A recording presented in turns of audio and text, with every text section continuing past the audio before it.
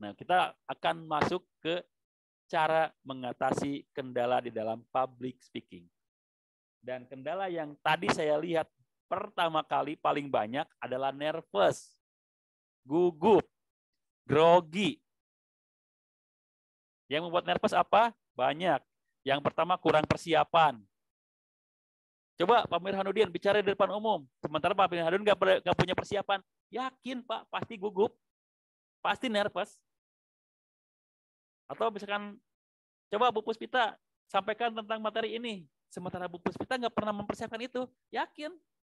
Bukan cuma nervous, tapi blank juga. Mau ngomong apa saya? Nah, itu yang menyebabkan nervous yang paling sering. Pertama, kurang persiapan. Yang kedua, ketika kita tidak siap menghadapi audiens. Kita punya nih mentalnya. Kalau nanti saya ngomong ini, saya mau ngomong ini. Pas begitu naik ke podium, naik ke panggung, waduh, audiens saya sampai segini banyak. Down mental kita. Benar nggak? Saya yakin semuanya mengalami itu. Karena siapapun ya, public speaker mengalami itu. Jangan dipikir, Tantowi Yahya, Helmi Yahya nggak nervous ketika berbicara di depan umum. Nervous mereka juga. Cuma karena sudah berpengalaman, maka bisa mengatasi nervousnya. Bisa mengatasi groginya.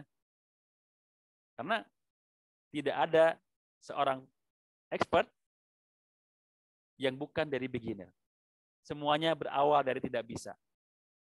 Saya pun memulai public speaking ini tahun 2002. Memulai aksi public speaking ini tahun 2002, diawali dengan memandu acara ulang tahun anak-anak. Di sana dikasih waktu 2 jam, Pak. Tapi 15 menit kata-kata saya sudah habis. Udah nggak bisa ngomong apa-apa lagi. Ya, saya nggak kehabisan akal. Ya sudahlah, silahkan. Kalian main-main aja. Toh anak-anak ini, main-main aja silahkan. Udah mereka main-main, nari-nari, nyanyi-nyanyi, saya bingung mau ngomong apa lagi. Akhirnya sudah, setelah beres mereka bermain-main, udah saya tutup. Yang penting 2 jam selesai. Tapi setelah itu ya saya belajar. Oh ternyata yang saya persiapkan untuk 2 jam, itu 15 menit bisa habis karena sebagian itu lupa. Sebagian itu hilang dari kepala saya gitu.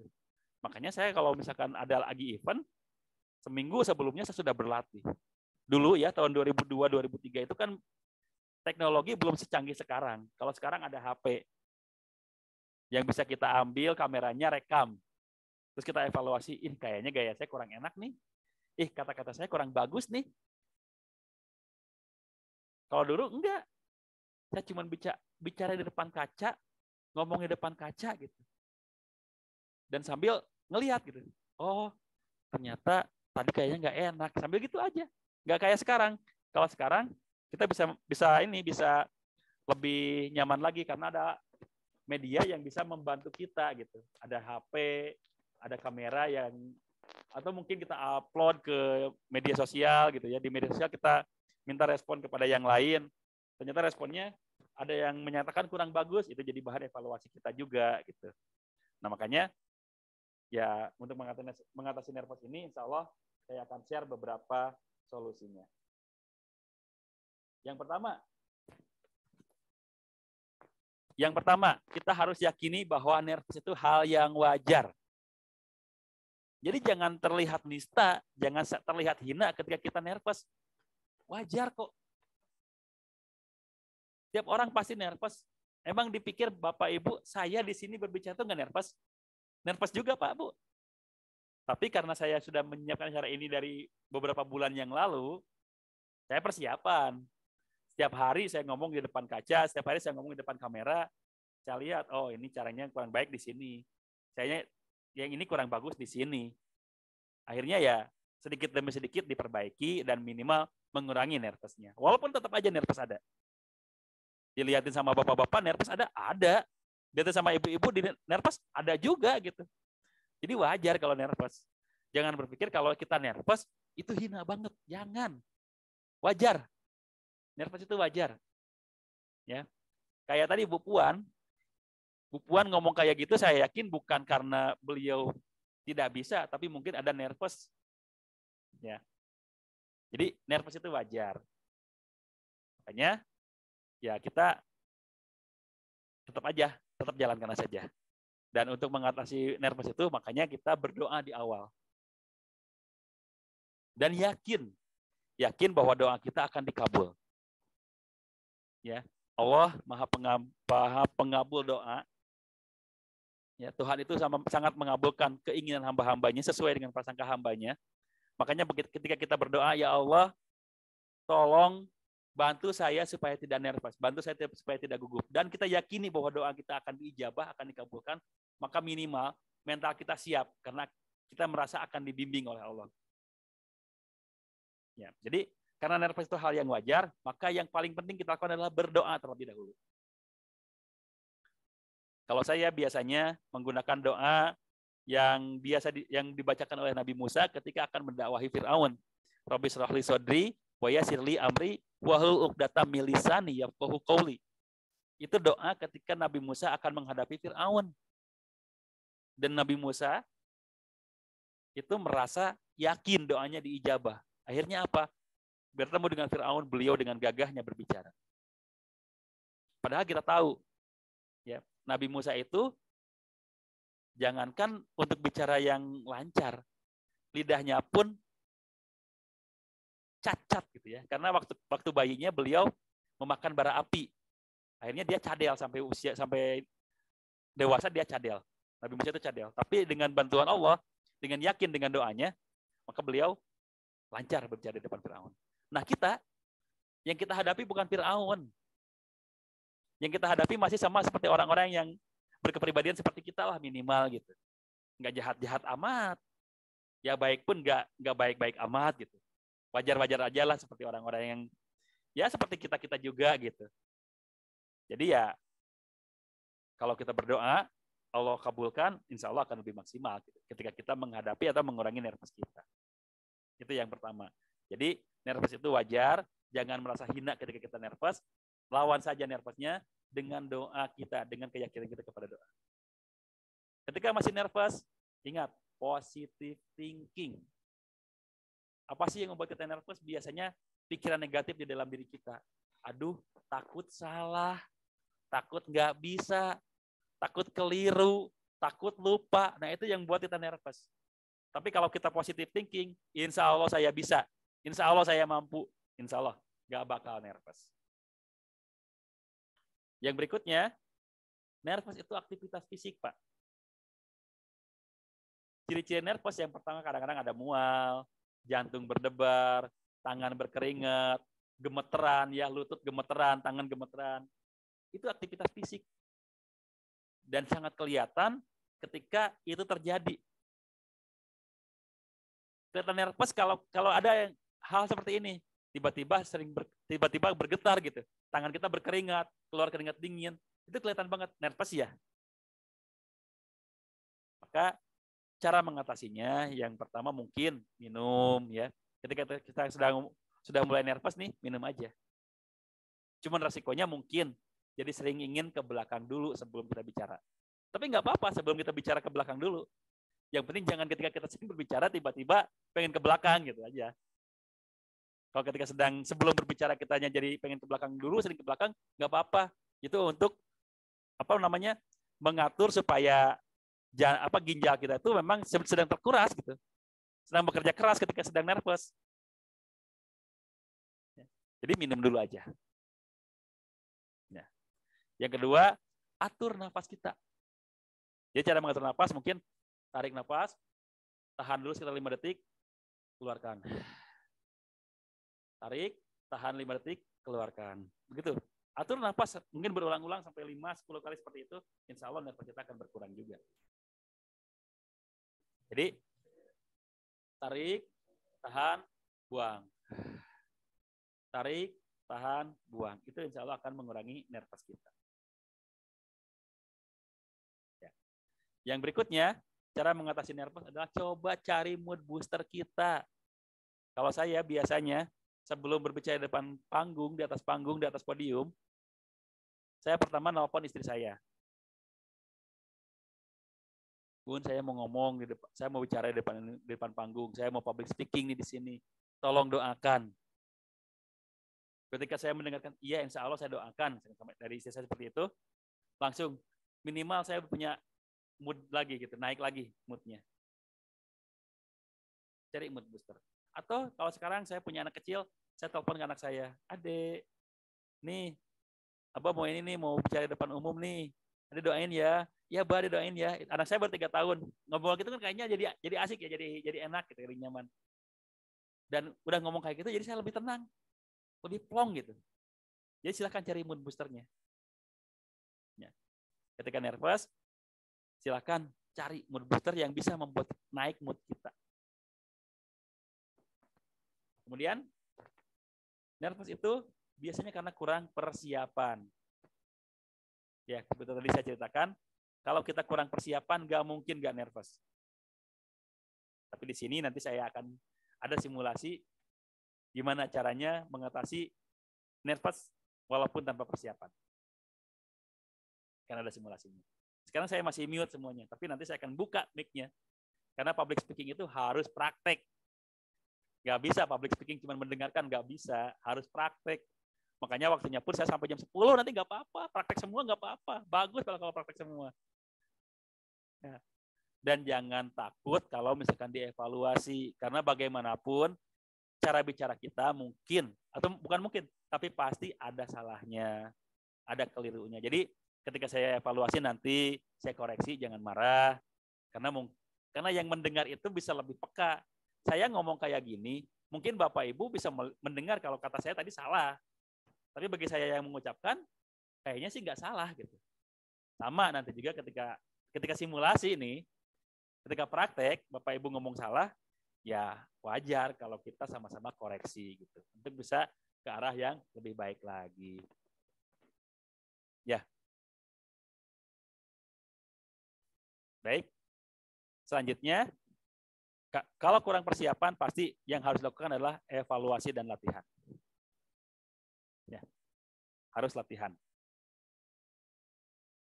Karena tadi, expert become from the beginner. Jadi, sehebat apapun seseorang sekarang, itu berasal dari ketidakbisaan, ketidakmampuan di awal. Ya, jangan berpikir orang yang sekarang sudah hebat, itu hebat dari awal. Jangan berpikir seperti itu. Mereka pun sama kok. Asalnya nggak bisa dulu, asalnya nggak mampu dulu. Ya. Baik. Yang ketiga, nervous itu diakibatkan karena audiens. Audiensnya seperti apa? Audiensnya mungkin jumlahnya yang tiba-tiba banyak, atau mungkin tidak sesuai dengan apa yang kita gambarkan, gitu ya. Contohnya saya pernah mengalami ini, Pak. Dulu saya pernah disuruh mengisi satu acara oleh salah satu organisasi Islam, ya, yaitu Muslimat NU. Kita tahu NU atau Nahdlatul Ulama itu adalah organisasi Islam terbesar lah di Indonesia. Jumlahnya bisa sampai jutaan di Indonesia, itu bisa sampai mungkin puluhan juta anggotanya. Saya diundang ke sana waktu itu oleh Muslimat NU Kabupaten Tegal. Diundang ke sana. Saya tanya, Bu, mohon maaf saya tanya dulu, kira-kira nanti audiensnya berapa orang? Oh iya Pak, audiensnya sekitar 200 orang. Oh, 200 orang ya? Oke Bu, siap. Insya Allah saya ke sana. Nanti pas acaranya. Saya ke sana. Ternyata di depan saya sudah ada 2.000 orang. Saya lupa, Pak. Kalau NU itu adalah organisasi terbesar. Dan saya lupa, kalau ibu-ibu itu ngajak temennya, itu susah ditolaknya. Benar nggak ya, Bu ya? Kalau ibu-ibu itu diajak oleh temennya, diajak oleh orang-orang yang dikenalnya, itu susah nolak. Makanya kalau pengajian ibu-ibu pasti lebih banyak jumlahnya dibanding pengajian bapak-bapak. Acara arisan, ibu-ibu pasti lebih banyak dibanding acara bapak-bapak. Apapun acaranya, ibu-ibu selalu lebih banyak. Kenapa? Karena ibu-ibu itu ngajak satu orang itu bisa sampai ngajak 10 orang gitu. Bu, besok ada acara di sini, ikut yuk. Mau nolak, nggak enak. Mau ikut, nggak punya baju seragaman. Kan gitu ya kalau ibu-ibu ya, aduh saya nggak punya seragam, ya nggak apa-apa lah, yang penting sama aja warnanya. Hadir. Nah, itu pun yang terjadi waktu itu. di pikiran saya, karena yang saya dapatkan informasi itu 200 orang yang akan hadir, tapi begitu realitanya ada, ternyata 2.000 orang, nervous nggak? Nervous banget, Pak. Sampai nggak bisa ngomong apa-apa waktu itu. Beberapa menit saya benar-benar diem, nggak bisa ngomong apa-apa. Karena di dalam pikiran saya mau ngomong apa? Volume saya harus sampai segimana? Suara saya harus kenceng apa? Karena banyak banget ini gitu. Persiapannya nggak sampai sejauh ini gitu. Maka untuk mengantisipasi nervous karena melihat jumlah peserta yang banyak, yang harus kita lakukan adalah datang lebih awal sebelum acara dimulai, sebelum audiens banyak berkumpul. Kalau kita sedang menjadi seorang public speaker, maka minimal 1 jam sebelum acara kita sudah ada di lokasi. Usahakan kita melihat audiens itu datang masuk satu persatu. 1, 2, 3, 10, 20, 30 masuk. Jadi kita siap, oh ini masih bertambah nih, oh ini masih bertambah nih. Oh ada orang yang seperti ini, oh ada ibu-ibu yang usia seperti ini, oh ada bapak-bapak yang usia seperti ini. Kalau bisa, coba turun dulu, ajak ngobrol beberapa orang. 1 orang, 2 orang ajak ngobrol lah gitu, nggak apa-apa. Ajak ngobrol aja. Itu bisa membuat mental kita lebih siap. Beda, kalau kayak tadi ya, datang, udah 2.000 orang di depan kita. Itu udah benar-benar membuat kita nervous. Tapi kalau kita datang, baru datang 1 orang, 2 orang, terus bertambah, kita akan lebih siap. Coba dipraktekkan. Nanti kalau misalkan Bapak Ibu, ketika ada tugas berbicara di depan, mohon maaf, mikrofonnya jatuh. Ketika ada tugas berbicara di depan umum, silakan coba datang lebih awal, maka insya Allah saya yakin akan lebih siap mentalnya. Tidak terlalu nervous lagi. Ya. Kalau nervousnya karena audiensnya yang terlalu banyak. Atau kadang-kadang ada juga nervous akibat perhatian audiens itu nggak ke kita. Gitu. Perhatian audiens itu kemana aja gitu. Aneh gitu. Kan kita yang ada di depan mereka, tapi mereka ngobrol sendiri, ngobrol masing-masing. Ya, mereka ngobrol masing-masing. Kan kita jadi ini juga, jadi merasa ilfeel juga, merasa bad mood juga gitu ya. Nah, tapi kan kita nggak mungkin membuat audiens, apalagi audiensnya banyak gitu ya, nggak mungkin membuat mereka, ayo semuanya fokus ke saya gitu. Ayo semuanya fokus kepada saya sebagai pemateri gitu. Kan nggak mungkin.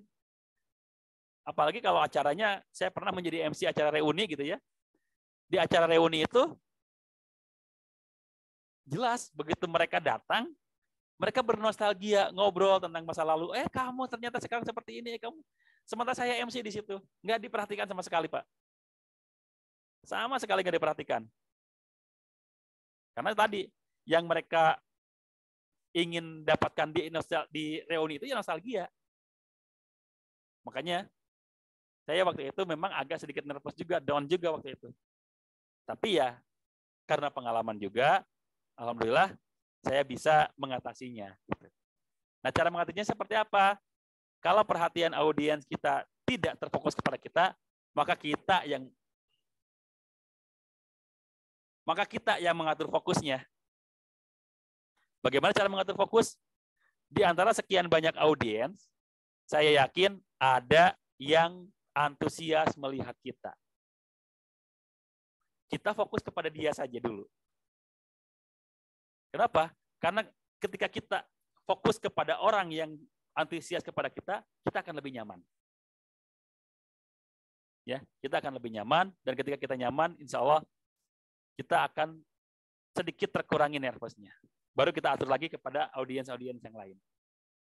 Tapi yang paling penting, kita atur dulu kepada audiens yang antusias kepada kita, kepada audiens yang fokus memperhatikan kita. Ya.